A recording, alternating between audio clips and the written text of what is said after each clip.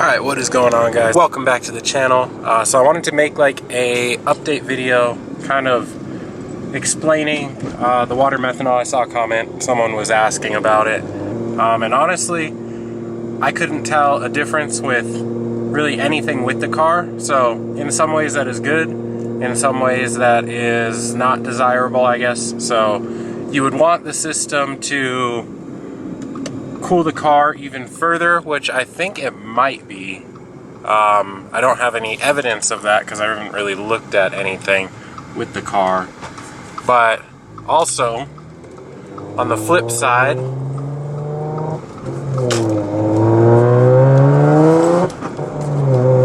you don't want the car to actually like behave any different, because it shows that the system really isn't overpowering anything with the car. So yeah, that's what I like to believe with this. So it's spraying about, I bet it's probably like 50 cc's a minute. Really not that much, just enough to kind of put a mist in the air and cool things down. But yeah, that was the whole point of the system. So how the system works, punch it, and then that light comes on and it shows me that the system is actually spraying. So that's a little indicator for me. I still have to put the trim pieces back down here, but yeah, it works. And also another update with the car. So I had put that intake or the new filter setup on the car, and it is actually crazy how much better the car seems to pull. It's weird because the old filter was less restrictive, I guess. Since you can see through the filter, it's definitely less restrictive than the one that I just put on. However, that airbox setup I think just wasn't very good. So I'm still running it topless with the filter just exposed, and then they got the bottom piece from the airbox in there. But there's a big gap there, and a lot of pieces cut out of that airbox piece, so it does have ample room to breathe. But it is crazy how much of a difference it made in sound, and the car definitely seems to pull a lot harder at higher RPMs. It doesn't fall on its face nearly as much, so pretty stoked with how that thing works. Ooh, look at that setup. Damn, boy. Tell me you got money without telling me you got money. Sheesh. But like I was saying, with the exhaust setup, you really can't hear the supercharger. With the windows up, like I have it now, you can actually hear it. Every gear, you can hear the supercharger whine, but when you've got the windows down, the exhaust is just so loud. I like the tone of the exhaust, but I don't like the loud like rasp that comes through when you're like really hard on the throttle. So I have to fix that without taking the tone away, because the tone, it has like that GTR tone, that V6 kind of rumble, but we gotta just clean up that upper RPM and reduce the decibels. Alright guys, so pulled up to the house. Today I did get a gasket for the exhaust manifold on the Jetta over here. So I think what I'm gonna do today is at least pull the turbo off, and I don't know, I could put the old turbo back on. It wasn't bad or anything, or I can wait a little bit. And I was looking at Pulsar turbos, a little bit of a step up from CX Racing, or I could get one of the dual ball bearing CX Racing turbos. It's definitely not going to be a Garrett or a Precision, even though I should. Those are definitely the best option. I could buy a bunch of stuff off Cletus every day of the week and see if I can win one of the turbos or something like that, but at that point I'd probably spend thousands of dollars and not even get a turbo. But yeah, so Pulsar sells like T51R mod turbos, so it comes with the T51R housing, the intake housing if you've seen, or the compressor housing if you've seen those, you know it sounds like a jet. And I want something like that for the car and make the Jetta a little bit cooler, change things up, and should be a lot more fun to drive. It's already fun. You can hear the turbo noise. It's crazy with that car, but imagine like T51R mod, the thing would be like screaming down the road. That'd be sick. But yeah, so we're at least going to pull the turbo off today. I don't know if I will choose to run the old turbo in the meantime. I could do that and save up for the other turbo later, just to get the car running. I do have to get the registration for it. I totally spaced it since the car broke. I totally stopped thinking about I need to register the car, and it ran out in March. I think there's like a late fee on it, so great. But yeah, so we're going to do that today. I'm going to jack this thing up. We're going to jack this car up, and I'm going to try and lower the front. We raised it, or the previous owner actually raised it for me when we were going to buy it, just so we could get it on the trailer a lot easier, because it was actually like really, really low. So back is still how it was. Front, I know he raised like all the way up. And I tried to lower it a little bit, but I did not lower it nearly enough. So we're going to lower it probably like another inch-ish. I don't want to be rubbing, and I want it to still be drivable, kind of like this car. It's not totally slammed, but we definitely have it lowered in like a much more aggressive stance. So I want that with this car. Not so totally slammed, but definitely low enough to where it looks pretty good. Right now it looks like a drift car. So the back is squatted down and then the front's all high up, monster trucking. So definitely got to lower it and make it look good. And I still have a bunch of people compliment me on how it looks. So previous owner did a really good job on making the car look great. And yeah, we're just going to ride with it. I'm going to peel off the wrap at some point and do my own thing with it. Probably plasti dip, but I'm not 100% sure. At this elevation, I think that is also a big problem. I thought it was the heat eating up the plasti dip, but we're at 7,000 feet-ish, and plasti dip really doesn't last more than like a year and a half before it starts fading, or it starts like getting sunbaked and like peeling weird. So definitely gonna have to figure something out with that. A wrap would be nice, but again, we're at elevation and it could deteriorate the wrap a lot faster. But yeah, we'll figure it out. So let's get to it. Alright guys, so plan got ruined.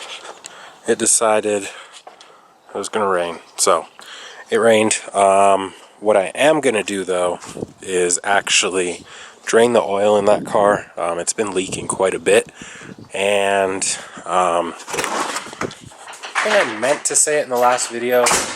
That's the only car, I don't know if I did say it. I filmed it, I don't know if I put it in the video, but that is the only car that I've experienced where every time you change the oil, you have to change the crush washer for the drain plug, or else it's going to leak. It's wild. The Jetta, I've never changed the washer on that drain plug, and it hasn't leaked in the... I've owned that car for... I got it in like 2011, I think, 2012, something like that. Since then, never had an issue with it leaking. It does have a different oil pan on it now for the turbo return, but since owning that car, I've never had to replace that washer. It's wild that this car takes it. I did buy a bunch of them online on FCP Euro, so we've got a bunch of them to replace it with. So every oil change, I'm just getting in the habit of putting a new copper crush washer on there. So I guess that's what we're going to do today. I bought a bunch of oil the other day, so we've got some more 520. Just still trying to flush the car, make sure everything is good. So we've got 520 Valvoline and STP filter, something basic. Also bought some heat, which if you guys didn't know, 100% methanol. So we can make some water methanol for the car if we want. Yeah. So I think that is what we're going to do today. It doesn't require me being outside so much since it is kind of a rainy day. The turbo obviously didn't come off the Jetta, but we'll go ahead and just change the oil in the Audi and put some fresh and put a new crush washer on it. So let's go ahead and do that. It's funny, I keep forgetting to buy a high capacity oil pan for this car. I keep using like these little oil pans for like 4 cylinders or like lower capacity V6 engines. This thing holds like 8 quarts of oil. It's ridiculous. But the first time I drained it into one pan and spilled oil everywhere because this is way too little for all of that oil. Second time, got the right idea, bought two, and filled this one like up to the top, tried to slide it out and sloshed the oil, still spilled oil everywhere, and then was slow getting the other one underneath, so just made a mess. Third time, I think I filled this one like halfway, that one halfway, and it was getting kind of high. Panicked, grabbed this other pan and sloshed the oil out of that one, and now I'm to a system where I'm getting it like a third of the way, and a little more than halfway, or maybe about halfway-ish on that last pan, so we don't make a mess at all. And it's nice because the car's monster trucking like it is. I don't even have to jack it up to change the oil. So we were going to correct that today, but since it started raining, we're not. We'll probably do that tomorrow. So today we're just sticking with the oil change and little driving update for you, I guess. So yeah.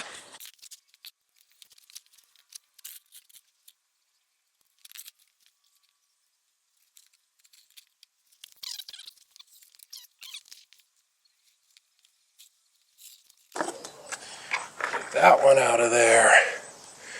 And we'll just let the last one fill all the way up. Inspect the drain plug. There is a little bit of gunk on it. Not like bad, but there's like a little bit of particles on there. Huh. Alright, so like I said, we've got a little bit more than usual, but about half in that one, about a third in that one, and then the other one is sitting there draining. The car is sitting at a slight angle, so I know some oil's sitting in the pan, so I'm gonna actually get the jack and jack it up just to kind of bring the oil more towards the drain plug hole, and we'll go ahead, replace the filter and put new oil in and be done with that. Pretty quick, easy process. Like I said, it wasn't my best work. I actually did spill some. Usually when I have this piece overhanging the first pan, I kind of like let it sit there for a little bit, and it started leaking out onto the ground a little bit, so not too clean of a job there, but yeah. So got the car jacked up. Doesn't look any different there with that wheel gap, but it's jacked up, so we've got a little bit more oil coming out, so it's a good thing. I gotta replace the gasket on the oil cooler. Had that off, didn't replace the gasket. It's leaking. It's been leaking. We'll get that at some point over the summer and deal with it when we can. For now, the car doesn't leak too much oil, mostly out of that, and drain plug when I don't replace that gasket, like I said. Otherwise, we're doing good. So, old filter is out, new filter is in. Dang, that air filter looking clean. Sheesh. Looks so good. But yeah, so got the old one out, new one in, car's still draining. Went ahead, dumped the oil in our handy dandy VP Race Fuel oil can. We've got like a million of these things. I don't know if you guys realize, I race dirt bikes, or used to race dirt bikes quite a bit. Haven't this season yet. This thing's just been waiting. Maybe at some point. I need a new bike. If you guys want to get me a new bike, you get me a new bike, I'd be down. We'll just throw that there. Let that continue doing its thing. I would assume the car is probably done draining. I'm going to let it sit for a little bit until it's like a really slow drip. Make sure everything's out of there.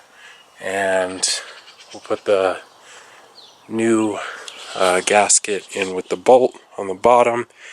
And then I'm going to go ahead and put some seafoam inside the crankcase as well as the oil.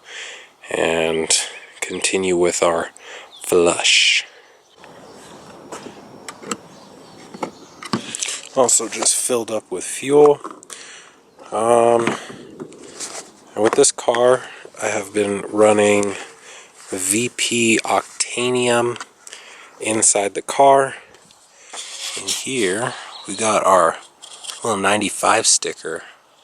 We ain't at 95 here in New Mexico, so got to make sure we account for it here.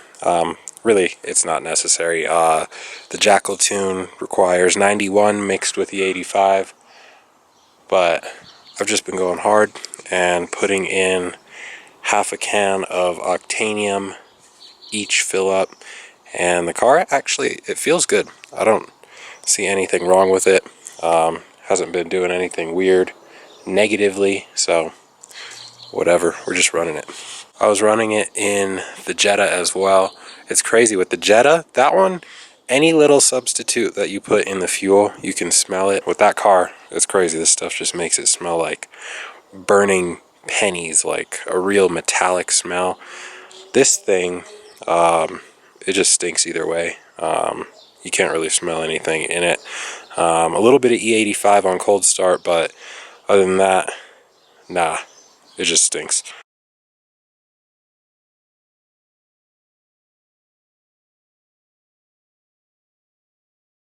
Alright guys, so ready to add oil. As you guys can see, the clouds have rolled in. About to start getting rained on, but let's go ahead, get this oil added.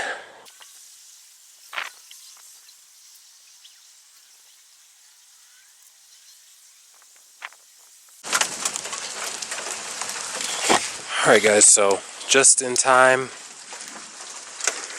That hail be hitting. Damn. Alright, we out.